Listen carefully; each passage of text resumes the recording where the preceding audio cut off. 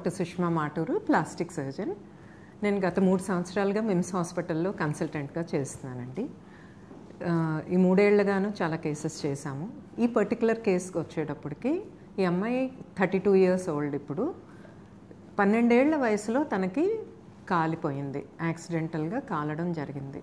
So అలాగా క్రమేపీ ఆ గాయం మానే కొద్దీను మోకాలు అనేది పూర్తిగా ముడుచుకున్న పొజిషన్లోకి వచ్చేసింది. అదేవిధంగా ఆమె పాకుతూ నడుస్తున్నట్టుగానే నడవగలుగుతున్నారు, కానీ గత 20 ఏళ్ళుగా ఆమె ఇదే పొజిషన్లో నడుస్తూ ఉన్నారు. ఆమె మిమ్స్ హాస్పిటల్కి వచ్చారు. హిస్టరీ తీసుకోగా గత 20 ఏళ్ళగాను ఆమె మోకాలు ముడుచుకొనే నడుస్తున్నారు. సో ఒక కాలు ముడుచుకోగా రెండో కాలుతో కూడాను స్ట్రైట్గా నడవలేకపోయేవాళ్ళు. సో ఆమె పరిస్థితి అనలైజ్ చేసుకొని మేము ఆపరేషన్కి ప్లాన్ చేశాము. ఆపరేషన్లో మనకి పూర్తిగా కండరాలన్నీ కూడాను కంట్రాక్ట్ అయిపోయి ఉన్నాయి. సో అదంతా కూడాను స్కిన్ అదంతా కూడా రిలీజ్ చేసాం. ఆ మోకాలు ఏదైతే ముడుచుకొని ఉందో దాన్ని స్ట్రైట్గా చేశాక రక్తనాళాలకు కానీ స్పర్శనరాలకు కానీ కండరాలకి ప్రాబ్లం ఏమీ జరగకుండా జాగ్రత్తగా మోకాల్ని స్ట్రైటన్ చేసి దాని మీద స్కిన్ గ్రాఫ్ట్ వేసాం అనమాట. పక్క తొడ నుంచి కాలు దగ్గర నుంచి కూడాను స్కిన్ తీసి అక్కడ ఆ పుండు మీద వేయడం జరిగింది. దాని తర్వాత జాగ్రత్తగా డ్రెస్సింగ్స్ చేసుకుంటూ ఇప్పుడు స్కిన్ అంతా సెటిల్ అయింది.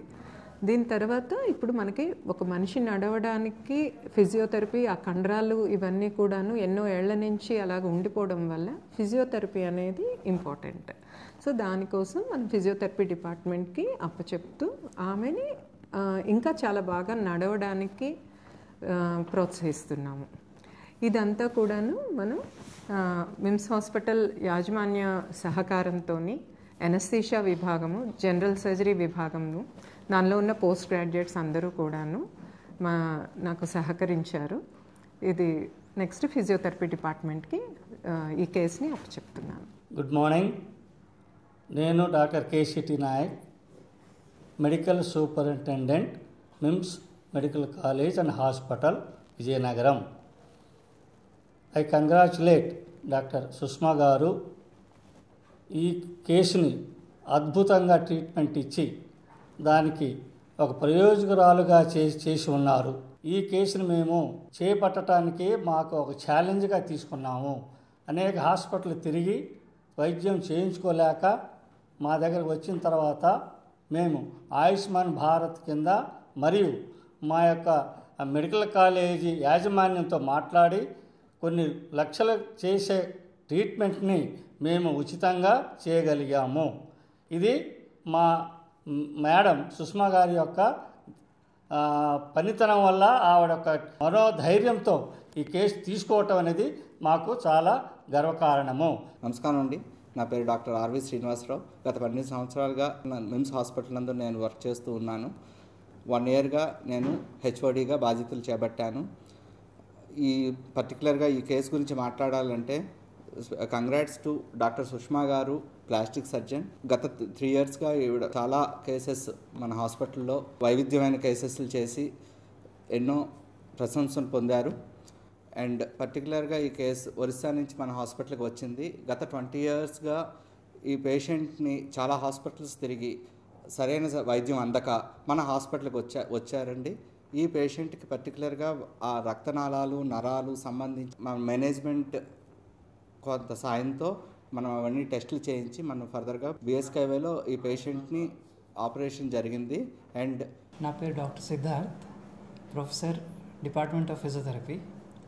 ప్లాస్టిక్ సర్జరీ తర్వాత పేషెంట్ మొత్తంగా కోలుకోవడానికి ఫిజియోథెరపీ అనేది చాలా ఇంపార్టెంట్.